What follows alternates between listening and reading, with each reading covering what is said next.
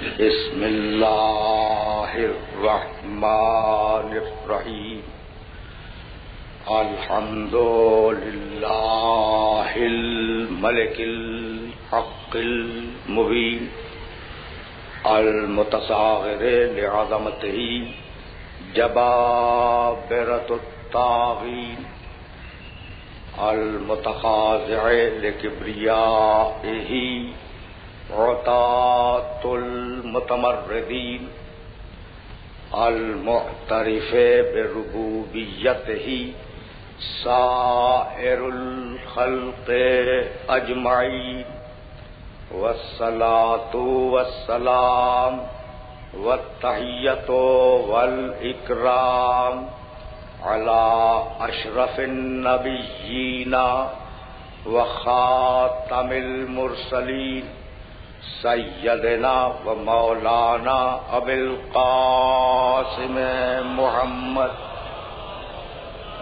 و اہل بیتہ الطیبین الطاہرین المعصومین المظلومین اما بعد فقد قال اللہ سبحانہ وتعالی فی محکم کتابہ المبین بسم اللہ الرحمن الرحیم والتین والزیتون وطور سینین وہذا البلد الامین لقد خلقنا الانسان فی احسن تقویم ثم رددناہ اسفل سافلین الا الذین آمنوا وعملوا الصالحات فلهم اجر غیر ممنون صلوات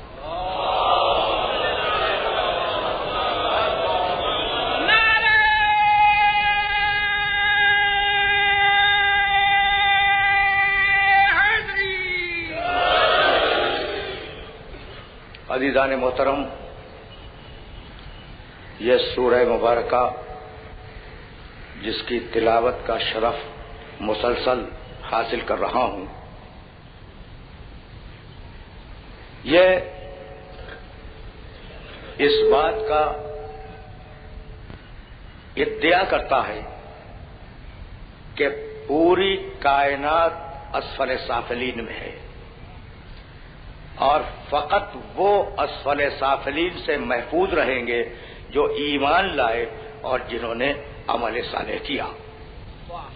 لقد خلقنا الانسان فی احسن تقویم، ہم نے انسان کو احسن تقویم بنایا، ثم رددناہ اسفل سافلین، اور پھر ہم ہی نے اس انسان کو انتہائی پستیوں کی طرف ڈھکیل دیا۔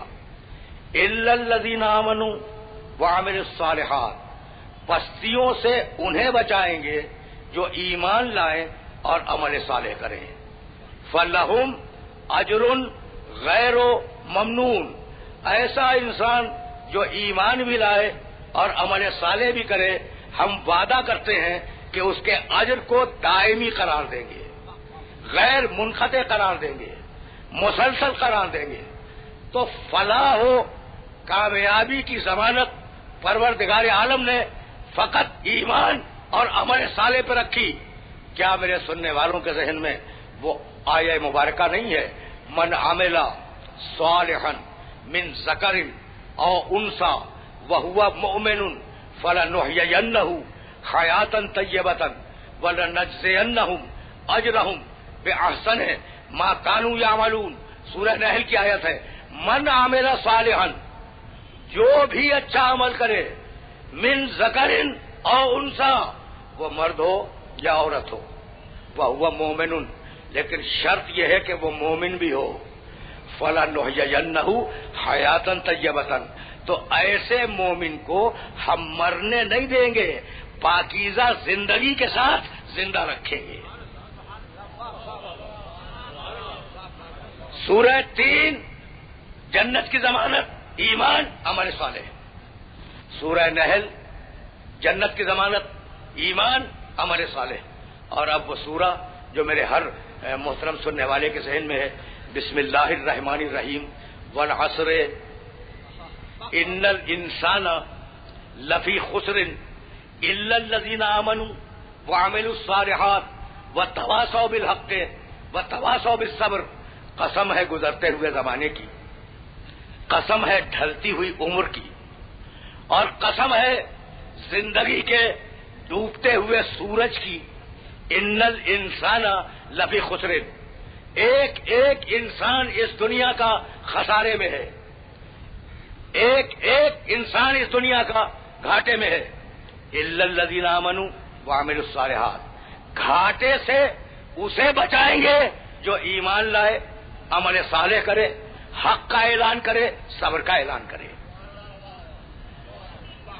آپ نے دیکھا کہ پروردگار نے یہ فرمایا کہ ہر انسان خسارے میں ہے. ٹھیک، خسارہ کسے کہتے ہیں؟ گھاٹا، نقصان. ہر انسان نقصان میں ہے. دنیا کی فکر میں اور قرآن مجید کی فکر میں فرق یہی ہے کہ دنیا کا خیال یہ ہے، بھائی توجہ رہے، کون گھاٹے میں ہے؟ جو ایمان نہیں لاتا. جو ایمان نہیں لاتا وہ گھاٹے میں ہے. تو تاجر کا خیال ہے کہ فائدہ بے ایمانی میں ہے، صنعت کار کا خیال ہے کہ فائدہ بے ایمانی میں ہے. ٹھیک ہے یا نہیں؟ افسر کا خیال ہے، بیوروکریسی کا خیال ہے، فائدہ بے ایمانی میں ہے. اقتدار کا خیال ہے، فائدہ بے ایمانی میں ہے. اور اسلام کا خیال ہے کہ فائدہ ایمان میں ہے. بھائی بہت توجہ رکھنا، بہت توجہ رکھنا. اسمبلی کی نشست فائدے کی چیز ہے، کسی طریقے سے بھی حاصل ہو جائے، ایمان سے یا بے ایمانی سے. بھائی ٹھیک ہے نا. صدارت ہمیشہ فائدہ دیتی ہے، کسی بھی عمر میں ہو. وزارت ہمیشہ فائدہ دے گی جب بھی مل جائے. بھائی بہت توجہ ہے، بے ایمانی سے ملے یا ایمانداری سے ملے لیکن فائدہ مند ہے. قرآن نے آواز دی کہ نہ تاجر فائدے میں، نہ صنعت کار فائدے میں، نہ ملازم فائدے میں، نہ اقتدار فائدے میں. فائدے میں وہ ہے جو ایمان لایا. بھائی سنتے جاؤ، سنتے جاؤ. یہ تمہید کام کی ہے اور اسے ذہن کے اندر محفوظ رکھتے جانا. سارے لوگ گھاٹے میں ہیں. بہت توجہ رہے، بہت توجہ رہے. رکوں گا نہیں زیادہ. سارے لوگ خسارے میں ہیں. فقط وہ خسارے میں نہیں ہے جو ایمان لے آیا، جس نے عمل صالح کیا. بھائی اب توجہ رکھنا کہ دنیا میں جو بھی بچہ آتا ہے وہ وزیر اعظم نہیں ہوتا، وہ صدر نہیں ہوتا، وہ اسمبلی کا ممبر نہیں ہوتا، وہ تاجر نہیں ہوتا. کیا تجارت لے کے آتا ہے؟ کیا صنعت کار کا بچہ صنعت لے کے آتا ہے؟ کیا وزیر کا بچہ وزارت لے کے آتا ہے؟ کیا صدر مملکت کا بچہ صدارت لے کے آتا ہے؟ نہیں آتا نا. تو پھر کیا لے کے آتا ہے؟ میں بہت توجہ رہے. یہ کچھ کہنا چاہ رہا ہوں. کیا لے کے آتا ہے یہ بچہ؟ 3 چیزیں ہیں. جو بھی بچہ اس دنیا میں آئے اور جس گھر میں بھی پیدا ہو، چاہے جھوپڑی میں ہو چاہے ایوان صدر میں، سمجھ رہے ہو نا؟ جو بھی بچہ اس دنیا میں آتا ہے وہ 3 چیزیں لے کے آتا ہے. ایک روح جو نظر نہ آئے، دوسرا جسم جو نظر آئے، تیسرے تعلقات کہ کسی ماں کا بیٹا ہے، کسی باپ کا بیٹا ہے، کسی بھائی کا بھائی ہے، کسی بہن کا بھائی ہے، کسی بھائی کی بہن ہے. یعنی 3 چیزیں ہر انسان لے کے آتا ہے. توجہ رکھنا، 3 چیزیں ہر انسان لے کے آتا ہے. روح جو نظر نہ آئے، جسم جو نظر آئے، تعلقات یعنی رشتہ داریاں، یہی تو لے کے آتا ہے نا. اب میں پوچھنا چاہ رہا ہوں کہ میرے اس جسم میں 2 چیزیں ہیں. ایک ہے روح جو نظر نہیں آتی، غائب ہے. ایک ہے جسم جو نظر آ رہا ہے، حاضر ہے. تو غائب کی حیات جسم سے ہے یا جسم کی حیات غائب سے ہے؟ میں بات کو واضح نہیں کر سکا. میں بات کو ذرا سا اور واضح کر دوں کہ بھائی تمہارے اندر جسم بھی ہے، تمہارے اندر روح بھی ہے. روح غائب ہے، جسم حاضر ہے. تو تمہارا جسم روح کی وجہ سے زندہ ہے یا تمہاری روح جسم کی وجہ سے زندہ ہے؟ تو تمہارا جسم روح کی وجہ سے زندہ ہے. تو اتنی بات طے ہو گئی کہ حاضر اس وقت تک زندہ نہیں رہ سکتا جب تک کوئی غائب موجود نہ ہو.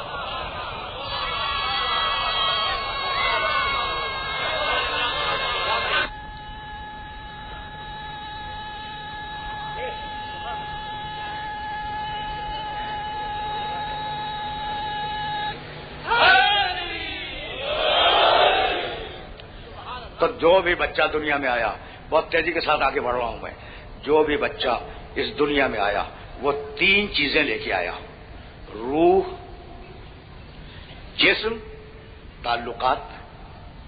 بھائی یہی تو ہے نا. اچھا تعلقات کے معنی تو سمجھ گئے نا، رشتہ داری اسے کہتے ہیں تعلقات. اچھا بھائی بہت توجہ رکھنا. تو ہر بچہ روح لے کے آیا، جسم لے کے آیا، تعلقات لے کے آیا. روح کے لیے کہا الا الذین آمنوا، جسم کے لیے کہا وعملوا الصالحات، تعلقات کے لیے کہا وتواصوا بالحق وتواصوا بالصبر. اس سے بہتر وضاحت مجھ سے ممکن نہیں تھی. روح کے لیے کہا الا الذین آمنوا، جسم کے لیے کہا وعملوا الصالحات، اور تعلقات کے لیے کہا وتواصوا بالحق وتواصوا بالصبر. دیکھو تعلق قائم کرنا حق کی بنیاد پر، خون کی بنیاد پہ تعلق قائم نہ کرنا. بھائی توجہ رکھنا، تعلق قائم کرنا حق کی بنیاد پر، خون کی بنیاد پہ تعلق قائم نہ کرنا. بھائی روم کا صہیب ہو سینے سے لگ جائے، فارس کا سلمان ہو سینے سے لگ جائے، حبش کا بلال ہو میرے سینے سے لگ جائے، اور میرا خونی رشتے والا تبت یدا ابی لہب وتب.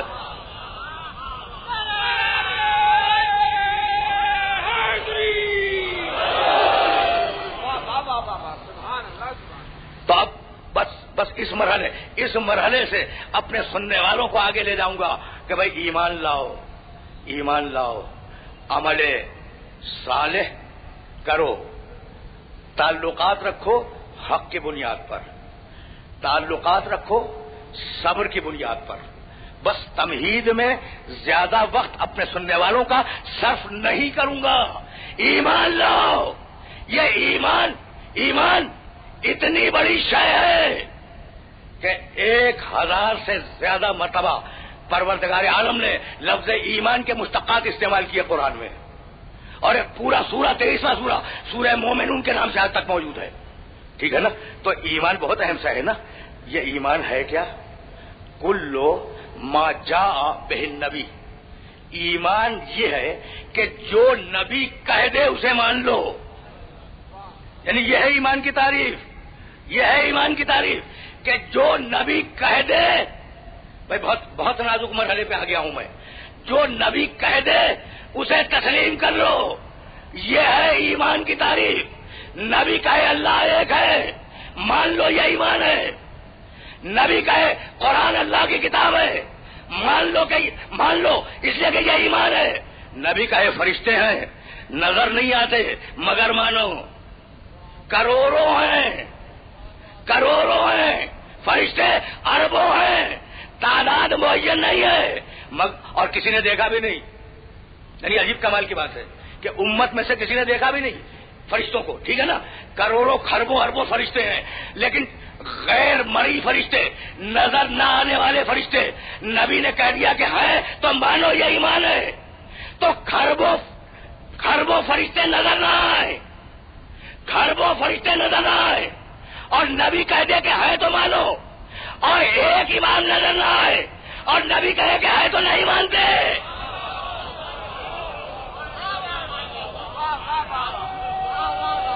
سمجھ رہے ہو نا؟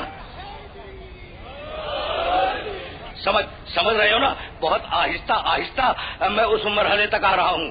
چھوڑوں گا نہیں. جس موضوع کا آغاز کل میں نے کیا ہے اسے چھوڑوں گا نہیں جب تک اختتام تک نہ پہنچا دوں. تو بھائی ایمان سمجھ میں آ گیا. ایمان اس کا تعلق دل سے ہے، عمل اس کا تعلق اعضاء و جوارح سے ہے. بھائی بہت توجہ رہے.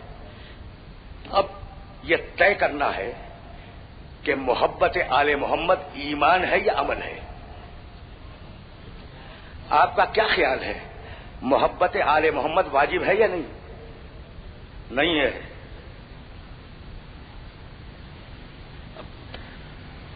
دیکھو بھائی، آواز بلند نعرہ جلوہ،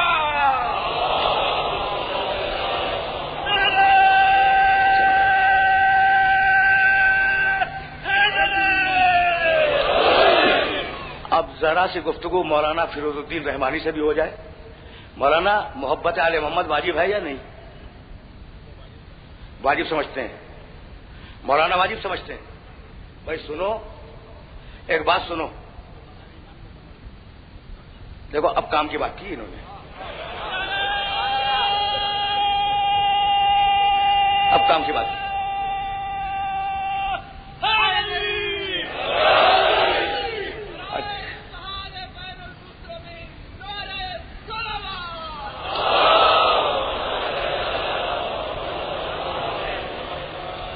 اس غلط فہمی کو رفع کر لو، محبت آل محمد واجب نہیں ہے۔ اب تم پوچھو گے نا کہ میرے پاس دلیل کیا ہے، تو واجب کسے کہتے ہیں؟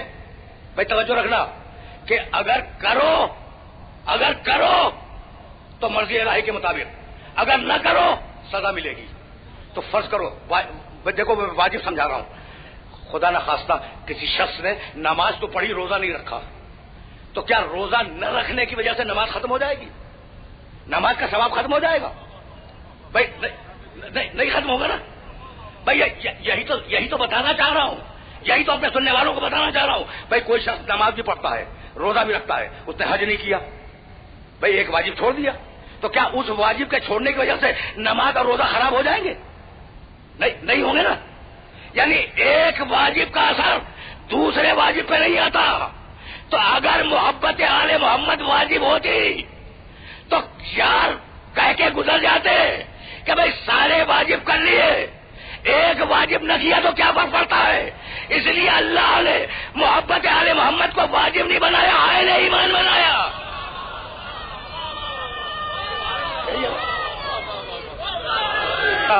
اس لیے کہ کل ایجنڈا معین ہو چکا ہے نا مولانا۔ کل مجھے میرے بزرگ جناب غلام نقی رضوی صاحب نے ایک کتاب پڑھنے کے لیے دی تھی، اور یہ فرمایا تھا کہ اس کتاب کا دعویٰ یہ ہے کہ غدیر کوئی شے نہیں ہے، امامت بالکل نہیں ہے، ولایت اس کی کوئی حقیقت ہی نہیں ہے۔ میں نے وہ کتاب پڑھی، کل اس موضوع پہ میں نے گفتگو کی، پرسوں وہ کتاب دی تھی، کل میں نے اس موضوع پہ گفتگو کی، اور اب میں لے کے چل رہا ہوں اپنے سارے سننے والوں کو اسی مرحلے کی طرف۔ تو آل محمد کی محبت واجب نہیں ہے، آل محمد کی محبت آئین ایمان ہے۔ اگر آئین ایمان نہ ہوتی تو امام شافعی رحمت اللہ علیہ یہ نہ کہتے کہ من لم یصلی علیکم لا صلاۃ لہ، اے آل محمد جو نماز میں تم پہ درود نہ بھیجے اس کی نماز ہی باطل ہے۔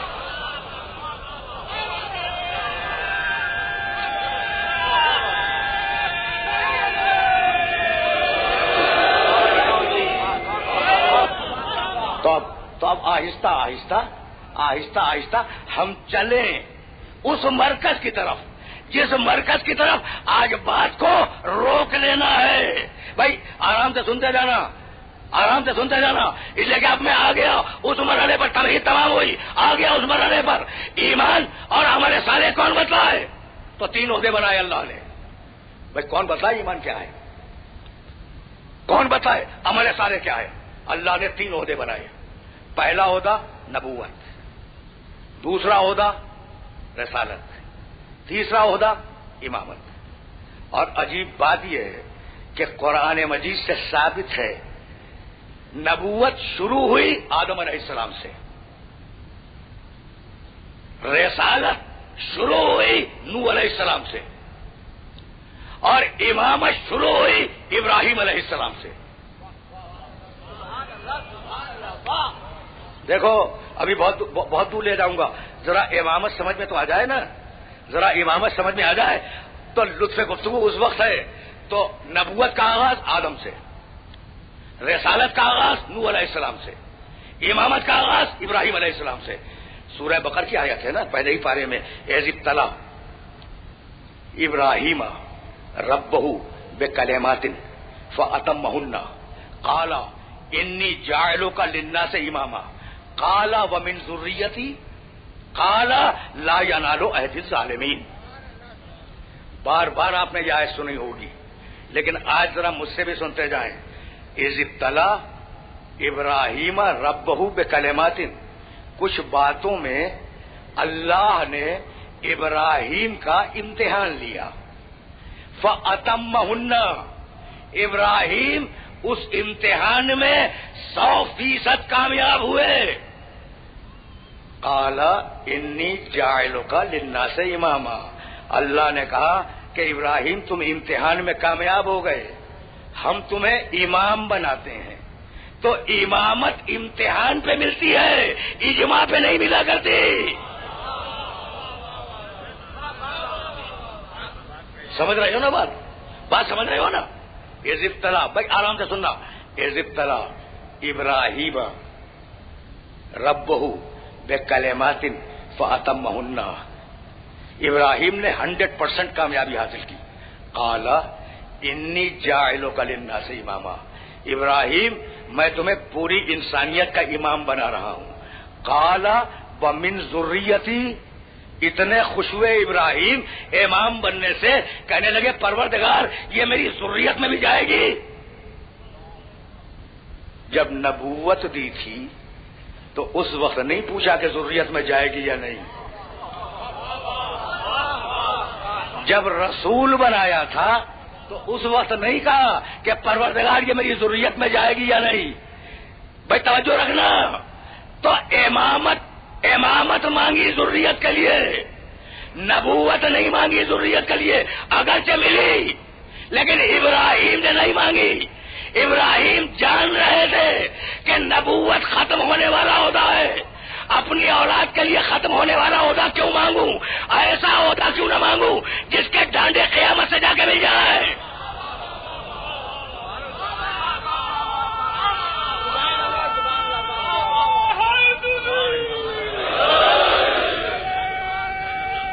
سنتے جاؤ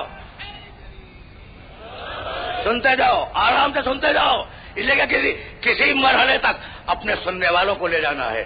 تو کیا کہا پروردگار نے جب ذریت کے لیے مانگی ہے امامت؟ تو پروردگار نے کیا کہا؟ لا ینال عہد الظالمین. یہ امامت اتنا بڑا عہدہ ہے کہ یہ ظالم کو نہیں ملے گا. رکے رہنا، فیصلہ کرنا چاہ رہا ہوں میں. یہ جو خلفائے بنی عباس اور خلفائے بنی امیہ گزر گئے ہیں نا، یہ بڑے بڑے بادشاہ، انہیں بھی امام کہا گیا. بنی فاطمہ مصر میں جب حکومت کر رہے تھے انہیں بھی امام کہا گیا. اب میں ایک جملہ کہنا چاہ رہا ہوں، سنو. امامت اور ملوکیت کے فرق کو سنو، امامت اور بادشاہت کے فرق کو سنو. انی جاعلک للناس اماما، ابراہیم میں تمہیں انسانیت کا امام بنا رہا ہوں. تو ابراہیم پلٹ کے کہہ سکتے تھے نا کہ پروردگار تخت نمرود کے پاس ہے، تاج نمرود کے پاس ہے، بیت المال نمرود کے پاس ہے، فوج نمرود کے پاس ہے، میں یہ خالی امامت لے کے کیا کروں گا؟ بھائی توجہ رکھنا. ابراہیم کہہ سکتے تھے کہ سارا اقتدار نمرود کے پاس ہے، ساری فوجیں نمرود کے پاس ہے، سارا خزانہ نمرود کے پاس ہے، سارا لشکر نمرود کے پاس ہے، میں یہ کھوکھلی امامت لے کے کیا کروں گا؟ تو ابراہیم کا امامت لے لینا یہ بتلا رہا ہے کہ امامت اور ہے، اقتدار اور ہے.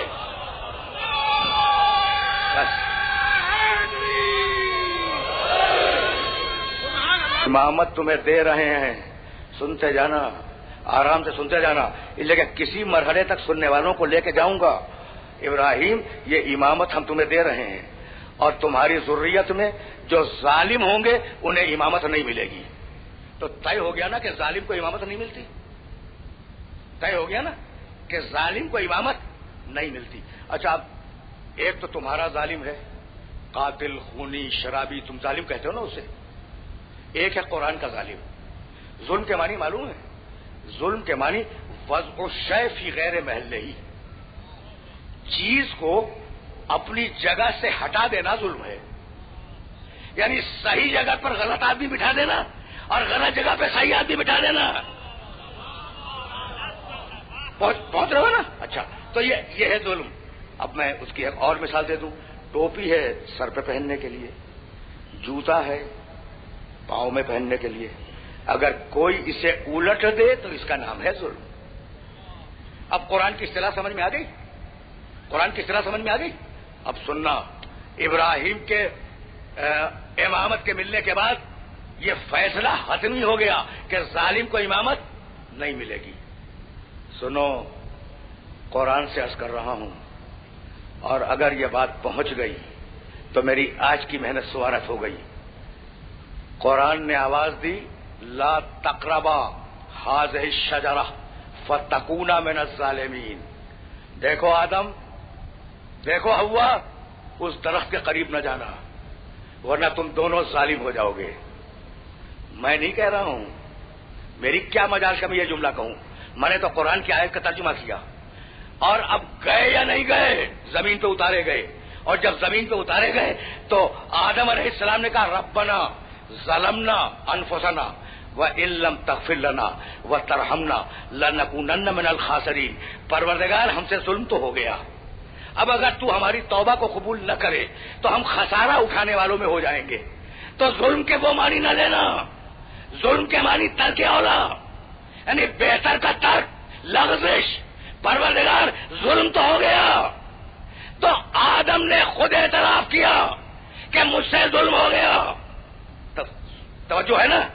اور اب نوح، بھائی توجہ رہے، نہیں چھوڑو، بہت سی آیتیں ہیں میرے پاس، لیکن یہ کہ ان ساری آیتوں کو پیش نہیں کروں گا. ایک چھوٹی سی آیت سنتے جاؤ. یونس علیہ السلام نینوا سے نکلے اور امت سے ناراض تھے. ناراضگی کے عالم میں ایک مرتبہ انہوں نے فرات میں جمپ لگائی، جس لگائی، مچھلی نے انہیں پیٹ میں لے لیا. بہت مشہور واقعہ ہے نا؟ قرآن کا جلال سنو گے، فلولا انہ کان من المسبحین. کیا کمال کی آیت ہے، فلولا انہ کان من المسبحین للبث فی بطنہ الی یوم یبعثون. اگر یونس مچھلی کے پیٹ میں ہماری تسبیح نہ کرتا تو ہم یونس کو قیامت تک مچھلی کے پیٹ میں رکھتے. دیکھو کیا بہت قادر مطلق ہے، قادر علی الاطلاق ہے، جو چاہے کرے. لولا انہ کان من المسبحین، اگر یونس مچھلی کے پیٹ میں تسبیح نہ کرتا تو ہم قیامت تک یونس کو مچھلی کے پیٹ میں رکھتے، یعنی قیامت تک مچھلی بھی زندہ رہتی، قیامت تک یونس بھی زندہ رکھتے. بھائی توجہ رہے. تو جو اللہ یونس کو قیامت تک مچھلی کے پیٹ میں زندہ رکھ سکتا ہے، کیا ایک امام کو پردہ غیب میں زندہ نہیں رکھ سکتا؟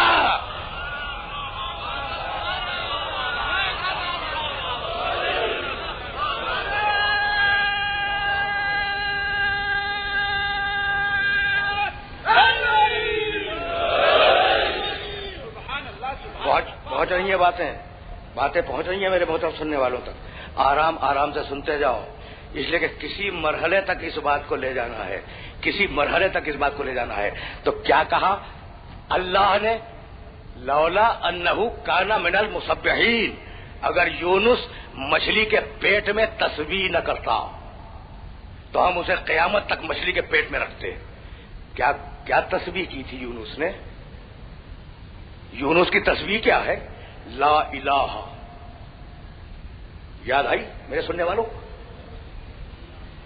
یاد ہے نا؟ لا الہ الا انت سبحانک انی کنت من الظالمین. بھائی اس من الظالمین تک لانا تھا. لا الہ الا انت انی، بھائی لا الہ الا انت سبحانک انی کنت من الظالمین. پروردگار میں اعتراف کرتا ہوں کہ مجھ سے ظلم ہو گیا. یونس معصوم، آدم معصوم، اور دونوں نے اعتراف کیا کہ مجھ سے ظلم ہو گیا. بھائی توجہ رہے. اور آیت کہہ چکی ہے کہ امامت ظالم کو نہیں ملے گی.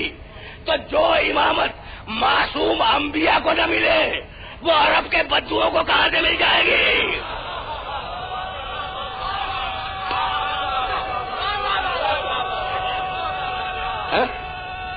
ٹھیک ہے نا مولانا؟ دیکھو دیکھو بہت بہت بہت تیزی کے ساتھ میں آگے بڑھ رہا ہوں، تو اب سمجھ میں آ گیا نا کہ اب جو بھی امام بنے وہ آدم سے افضل ہو، یونس سے افضل ہو، اتنی بات تو طے ہو گئی نا بھائی۔ اب کہنے لگے کہ میاں یہ عجیب کمال ہے، نام نہیں لوں گا کس نے کہا، کہنے لگے کہ عجیب کمال ہے کہ ساری امامتیں ایک ہی نسل میں، یہ کیسی نسل پرستی ہے؟ یہ علی کے چاہنے والے عجیب نسل پرست ہیں، باپ کے بعد بیٹا، بیٹے کے بعد پوتا، پوتے کے بعد پر پوتا، چلا سلسلہ۔ بھائی کہیں اور بھی تو جاتی، بھائی عجیب بات ہے۔ تو اب میں آیت پڑھوں، ان اللہ اصطفیٰ آدم و نوحا۔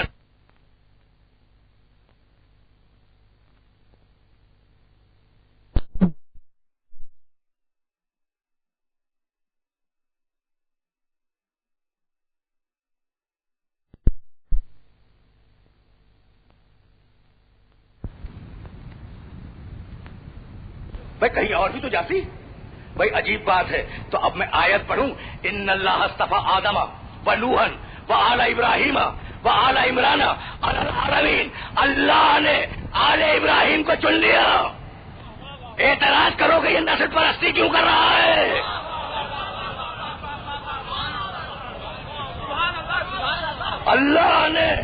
اللہ نے آل عمران کو چن لیا۔ اعتراض کرو کہ نسل پرستی کیوں کر رہا ہے؟ توجہ رہے تو یہ سارے اعتراض ہمارے لیے رہ گئے، سارے اعتراض ہمارے لیے۔ اب سنو، اگر اعتراض کرنا ہے تو اللہ پہ کرو۔ ابراہیم کے لیے آیت موجود ہے، وَجَعَلْنَا فِي ذُرِّيَّتِهِ النَّبُوَّةَ وَالْكِتَابَ۔ ہم نے ابراہیم کی ذریت میں نبوت رکھی۔ تو یہ ساری نبوتیں ابراہیم کی ذریت میں، ساری کتابیں ابراہیم کی ذریت میں، یہ کون سی نسل پرستی ہے؟ یہ کون سی نسل پرستی ہے؟ اب چیلنج کر رہا ہوں، سنو، اب لے آیا میں اس مرحلے پر، اب چیلنج کر رہا ہوں۔ میرا یہ منصب نہیں ہے، میں انتہائی ناکارہ، انتہائی حقیر انسان ہوں، لیکن جب بات آل محمد پہ آ جائے تو سر دھر کی بازی لگا دینے کا قائل ہوں۔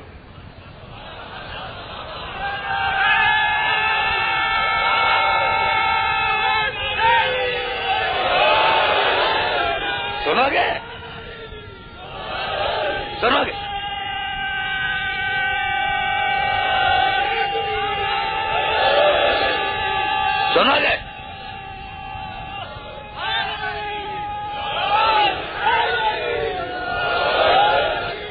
عجیب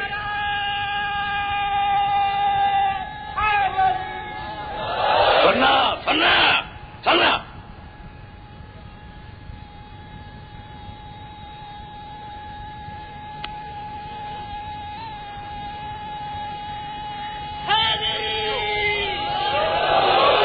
بس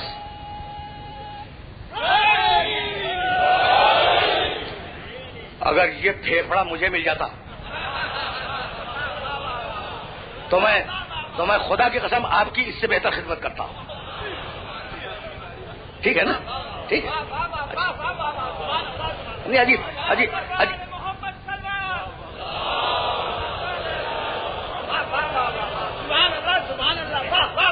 اب اس نے کہا قرآن میں امامت پر کوئی آیت موجود نہیں ہے، امامت پر کوئی آیت موجود نہیں ہے۔ بھائی سننا، عجیب نادان ہے، حفظ تو کر لیتے ہیں، سمجھنے کی کوشش نہیں کرتے۔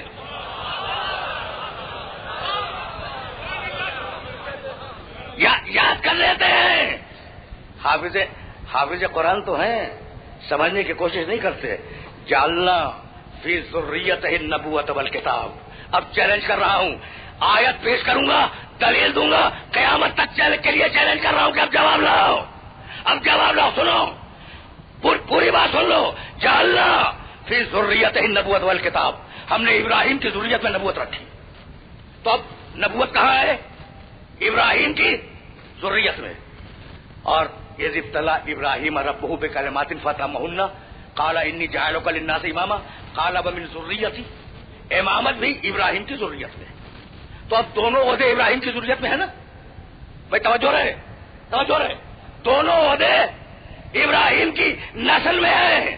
نسل ابراہیم میں نبوت بھی چلے گی، نسل ابراہیم میں امامت بھی چلے گی، اور جب تک خدا ختم نہ کرے اس وقت تک یہ دونوں عہدے چلتے رہیں گے۔ بات واضح ہو رہی ہے؟ نوجوان دوستوں کو یہ جملہ ہدیہ کر رہا ہوں، جب تک ابراہیم کی اولاد میں نبوت بھی چلے گی، ابراہیم کی اولاد میں امامت بھی چلے گی، جب تک خدا ختم نہ کرے نہ نبوت ختم ہوگی نہ امامت ختم ہوگی۔ بات تو واضح ہو گئی نا؟ اب سورہ احزاب میں قرآن نے آواز دی، ما کانا محمد ابا احد من رجالکم ولکن رسول اللہ وخاتم النبیین۔ ہم نے نبوت ختم کر دی، تو ختم نبوت کا اعلان تو قرآن میں ہے، ختم امامت کا اعلان تم دکھلا دو۔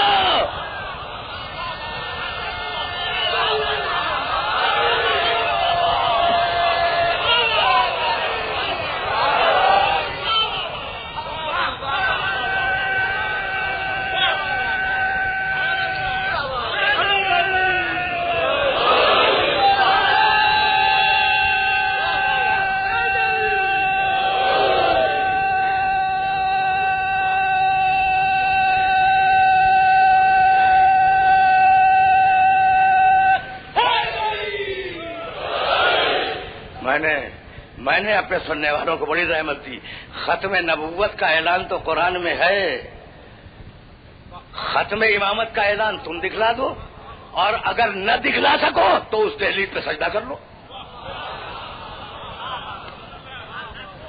دیکھو یعنی یہ عجیب بات ہے، عجیب بات ہے، یعنی میں کس طریقے سے لفظ منتخب کر رہا ہوں، کس طریقے سے اپنے دوستوں تک پہنچاؤں۔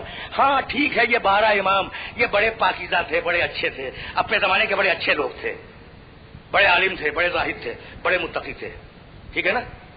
ذات کو مان رہے ہیں، ذات کو مان رہے ہیں، لیکن اگر جعفر صادق نے کہہ دیا کہ نماز ایسے پڑھو، نہیں مانیں گے۔ تو ذات کو ماننا اور بات کو نہ ماننا یہ شیوہ انسانیت نہیں ہے، شیوہ ابلیس ہے۔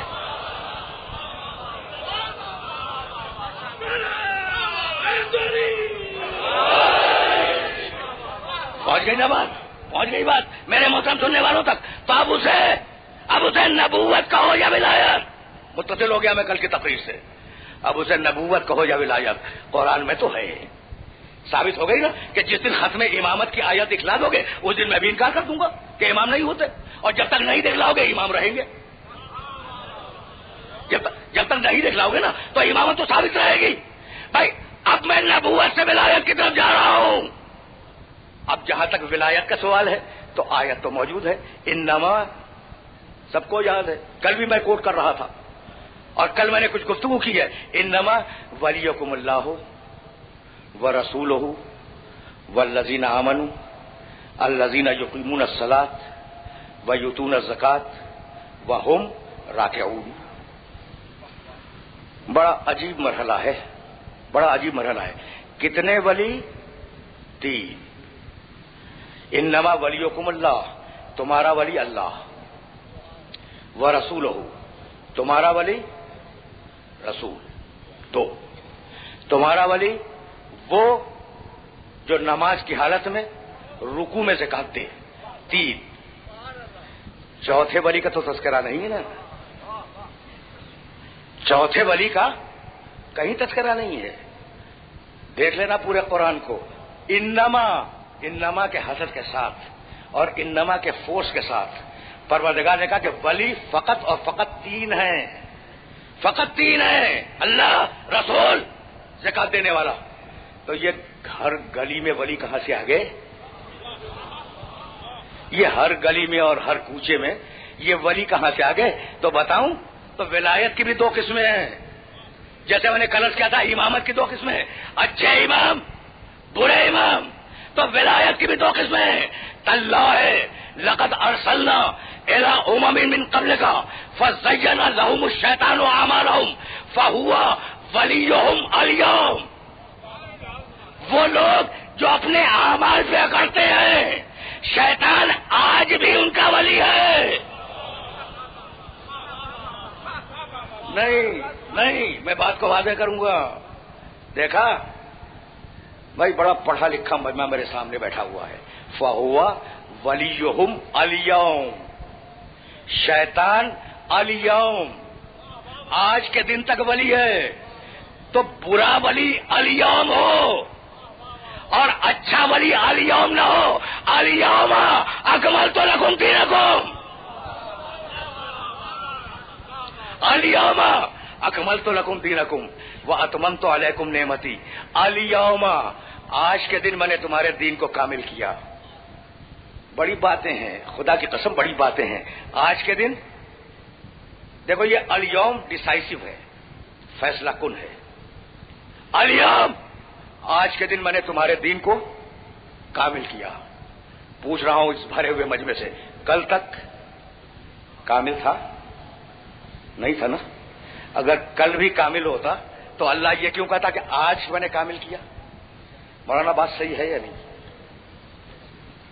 کہہ رہے ہیں مولانا کہ بات اپنی جگہ درست ہے، اور میں اسی لیے ان کی قدر کرتا ہوں۔ الیوم الیوم اکملت لکم دینکم، آج کے دن میں نے تمہارے دین کو کامل کیا۔ کل تک دین کامل نہیں تھا، مجھے معاف کر دینا، اب میں اپنے لفظوں میں کہہ رہا ہوں، کل تک دین ناقص تھا۔ ٹھیک؟ اچھا، تو دین لایا کون تھا؟ دین کا وارث کون تھا؟ محمد رسول اللہ۔ تو کیا نعوذ باللہ وہ بھی ناقص تھے؟ نہیں، دین ناقص ہو، وارث کامل ہوگا۔ بہت عجیب بات کہنے جا رہا ہوں میں، بہت عجیب بات کہنے جا رہا ہوں، اور یہ بات اگر پہنچ گئی تو پھر 2 جملے اور عرض کروں گا اور آگے بڑھ جاؤں گا۔ الیوم اکملت لکم دینکم، آج کے دن میں نے دین کو کامل کیا۔ یہ جملہ خود بتلا رہا ہے کہ کل تک کامل نہیں تھا۔ بھائی میں ایک مثال اور دے دوں، ایک مثال اور دے دوں۔ الیوم آج، غدن کل، ٹھیک ہے نا؟ الیوم آج، غدن کل۔ روایت یاد ہے خیبر کی، لأوتین الرایۃ غدن رجلا کرارا، کل جسے علم دوں گا وہ کرار ہوگا، کل جسے دیا تھا اس کی ضمانت نہیں ہے، کل جسے علم دیا اس کی ضمانت نہیں ہے، جسے کل دوں گا وہ کرار ہوگا۔ طے ہو گئی نا بات؟ طے ہو گئی بات؟ الیوم آج کے دن میں نے دین کو کامل کیا۔ کل تک جو دین تھا وہ کامل نہیں تھا، تو کیا وارث دین محمد رسول اللہ نعوذ باللہ وہ بھی کامل نہیں تھے؟ نہیں، کامل تھے۔ قلت نبی وآدم بن امرأة والتین۔ اب مجھے جملہ کہنے کی اجازت دے دو، مجھے جملہ کہنے کی اجازت دے دو کہ جب ناقص دین کے لیے اللہ نے وارث کامل رکھا، تو یہ کیسے ممکن ہے کہ جب دین کامل ہو جائے تو اسے ناقصوں کے حوالے کر دیا جائے؟ بس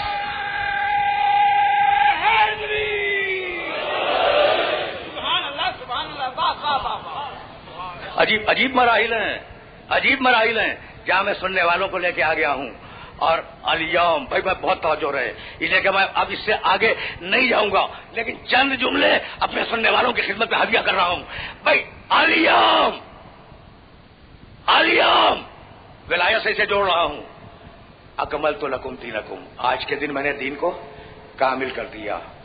پوری آیت اگر اللہ توفیق دے تو قرآن مجید میں جا کے دیکھ لیجئے گا، عام طور سے ذاکرین اتنی ہی پڑھتے ہیں، الیوم اکملت لکم دینکم واتممت علیکم نعمتی ورضیت لکم الاسلام دینا۔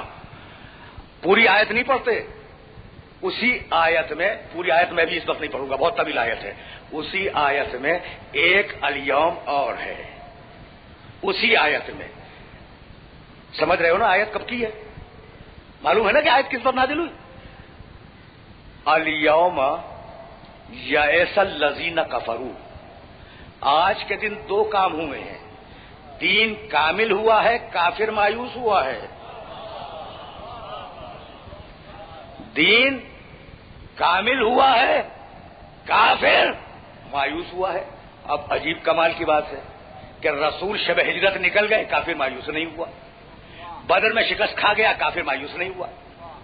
احد میں پھر آیا، شکست کھا گیا، لیکن کافر مایوس نہیں ہوا۔ خندق میں پورا لشکر لے کے آ گیا، شکست کھا کے بھاگ گیا لیکن مایوس نہیں ہوا. اگر مایوس ہوا ہوتا تو اگلی جنگوں میں کیوں آتا؟ حقیقت تو یہ ہے کہ فتح مکہ پر جب رسول 10,000 ننگی تلواروں کے ساتھ خانہ کعبہ کی چہار دیواری میں داخل ہو رہے تھے تو اس وقت بھی کافر مایوس نہیں ہوا، لبادہ بدل کے مسلمان ہو گیا. کافر مایوس نہیں ہوا. بھائی کیوں نہیں ہوا؟ کہنے لگا دیکھو یہ جملے ہیں تاریخ کے اور تمہیں تاریخی میں یہ جملے ملیں گے، یہ جملے تمہیں تاریخی میں ملیں گے. حوالے دینے کا عادی نہیں ہوں میں کہ میں بتاؤں کس نے کہا. کہنے لگے یہ محمد کا دن کب تک چلے گا؟ محمد مر جائیں گے، نعوذ باللہ نعوذ باللہ، میں تو نقل قول کر رہا ہوں. محمد مر جائیں گے ہم پھر مشرک ہو جائیں گے. کسی اور نے کہا یہ محمد کی نبوت کب تک چلے گی؟ محمد مر جائیں گے ہم پھر اپنے دین پہ چلے جائیں گے. تو کافر نہ ہجرت میں مایوس ہوا، نہ بدر میں مایوس ہوا، نہ احد میں مایوس ہوا، اس لیے کہ اسے اطمینان تھا کہ محمد قیامت تک زندہ نہیں رہیں گے. محمد قیامت تک زندہ نہیں رہیں گے، جب مر جائیں گے تو ہم پھر مشرک ہو جائیں گے. اب جو کافر نے غدیر خم میں دیکھا کہ محمد نے ایک دوسرا محمد معین کر دیا تو اب کافر مایوس ہو گیا.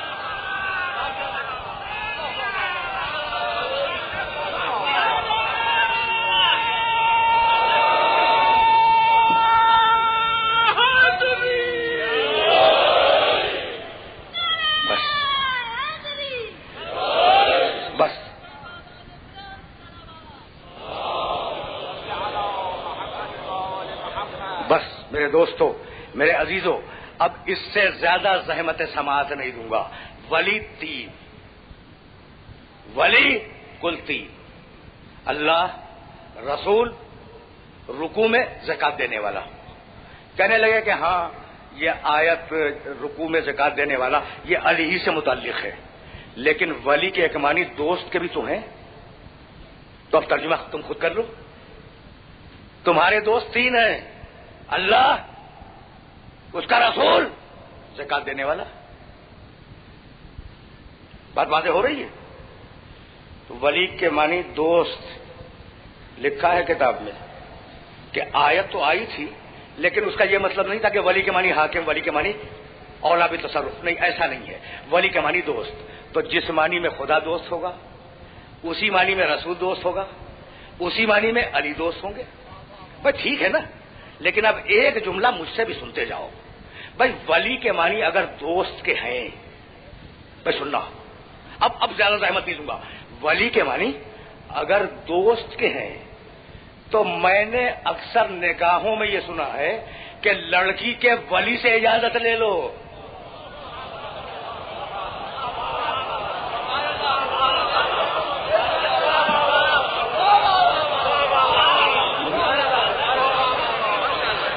پہنچ گئی بات؟ لڑکی کے ولی سے اجازت لے لو. جب نکاح ہوگا تو جو معنی ولی کے وہاں ہے وہی معنی ولی کے یہاں ہے.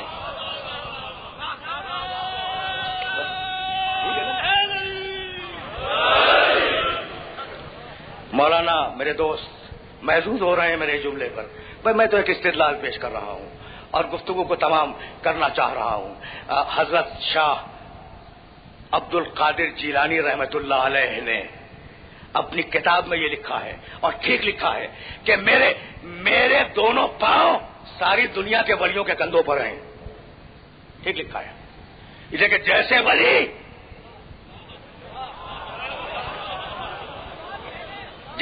ان کے سامنے آئے عبد القادر جیلانی رحمت اللہ علیہ ان سب سے بلند تھے. بس ٹھیک ہے نا. لیکن اب میں کہوں اللہ بھی ولی، محمد بھی ولی، آیت میں تو یہی ہے. تو بھائی بہت توجہ رکھنا. کندھے پہ پاؤں رکھنا تو بہت دور کی بات ہے، ذرا نام ہی پہ پاؤں رکھ کے دکھلا دو. بھائی کندھے پہ پاؤں رکھنا تو بہت دور کی بات ہے، ذرا اللہ اور رسول کے نام پر پاؤں رکھ کے دکھلا دو اور مسلمان رہ جاؤ تو میرا ذمہ. تو ولی وہ نہیں، ولی وہ جو محمد کے کندھے پہ کھڑا ہو جائے.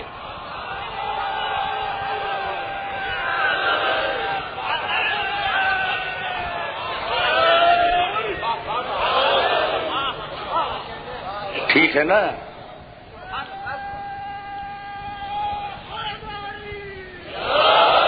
بس اب انشاءاللہ یہ سلسلہ گفتگو آگے بڑھے گا. کل پھر کچھ عرض کروں گا، اور جب تک بات مکمل طریقے سے واضح نہ ہو جائے اس کتاب کی جان نہیں چھوڑوں گا. سمجھ رہے ہو نا بات کو؟ سمجھ رہے ہو نا بات کو؟ تو اب یہ خاندان ہے اولیاء کا خاندان. سمٹے تو علی میں آ جائے، پھیلے تو 12ویں تک جائے. بس سمٹے تو علی میں آ جائے، ولایت سمٹے تو علی میں آ جائے، پھیلے تو 12ویں تک جائے. آج اس کا ماتم ہے. بات آ گئی نا؟ جو حسن مجتبی جیسے ولی کا بیٹا تھا. دیکھو محرم کی 7ویں تاریخ ہے. 7ویں تاریخ کا مطلب سمجھے؟ 7ویں سے پانی بند ہوا تھا. اس پیاس کی اہمیت کو سمجھنا، اس پیاس کی اہمیت کو سمجھنا. 7ویں سے پانی بند ہوا تھا، اور یہ پیاس آل محمد کی نگاہ میں اتنی اہم تھی کہ جب سید سجاد نے حسین کی قبر بنائی تو انگلی سے لکھا ھذا قبر العطشان، یہ ایک پیاسے کی قبر ہے.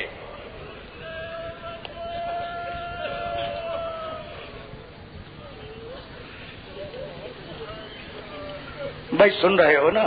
7ویں محرم کی اہمیت سمجھ میں آ گئی؟ جب ذوالجناح واپس آیا ہے تو سکینہ پانی کے انتظار میں بیٹھی تھی نا.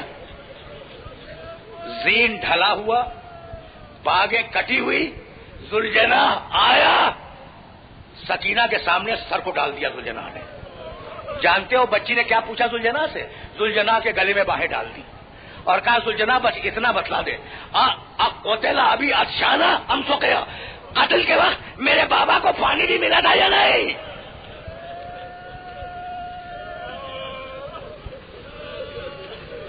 اجرکم اللہ، اجرکم اللہ. آج خاندان آل محمد کی پیاس کا ماتم ہے، اور آج حسن مجتبی کے 2 بیٹوں کا ماتم ہے. تم نے قاسم کا تو بڑا تذکرہ سنا ہوگا، چھوٹا سا بھتیجا حسین کا، لیکن ایک اس سے بھی چھوٹا حسن کا بیٹا تھا، عبداللہ ابن حسن. بس زیادہ بیان نہیں کروں گا.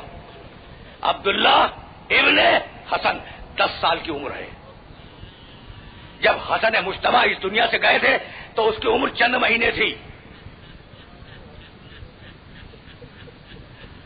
حسن کی یہ دوسری نشانی جس کا نام ہے عبداللہ ابن حسن، جب خیموں میں، بھائی توجہ رہے، جب خیموں میں کوہرام مچا کہ حسین ذوالجناح سے نیچے آ گئے اور فوجوں میں طبلِ جنگ بجنے لگا، تو ایک مرتبہ بچہ گھبرا کر خیموں سے باہر نکلا، دوڑتا ہوا حسین کے قریب پہنچا.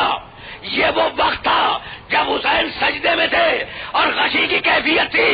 ایک مرتبہ بھتیجے نے دیکھا کہ قاتل حسین کو تلوار مارنا چاہتا ہے. ایک مرتبہ بھتیجے نے دونوں ہاتھ آگے کر دیے.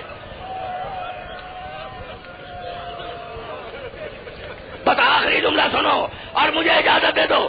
بھتیجے نے دونوں ہاتھ آگے کر دیے، بھتیجے کے دونوں ہاتھ کٹے. ایک مرتبہ اس نے آواز دی، واہ ماں نکلی، چچا میری مدد کرو، چچا میری مدد کرو.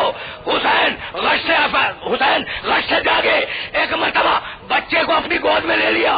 بس آخری جملہ سننا. عباس سے مشابہت سمجھ میں آ گئی؟ دونوں ہاتھ عباس کے بھی کٹے، دونوں ہاتھ عبداللہ کے بھی کٹے. حسین نے بچے کو گود میں لے لیا، چھپا لیا.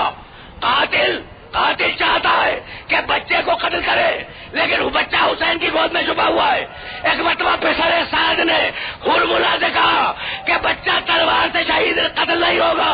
ہرملا نے تیر جوڑا اور تاریخ نے لکھا کہ جب تیر عبداللہ کو لگا تو بچہ بھی تڑپنے لگا، حسین بھی تڑپنے لگے، اور ایک مرتبہ آسمان کی طرف نگاہ کی اور کہا انا للہ و انا الیہ راجعون، رضا بقضائہ و تسلیما لہ. وَسَيَعْلَمُ الَّذِينَ ظَلَمُوا أَيَّ مُنقَلَبٍ يَنقَلِبُونَ رَبَّنَا تَقَبَّلْ مِنَّا إِنَّكَ أَنْتَ السَّمِيعُ الْعَلِيمُ.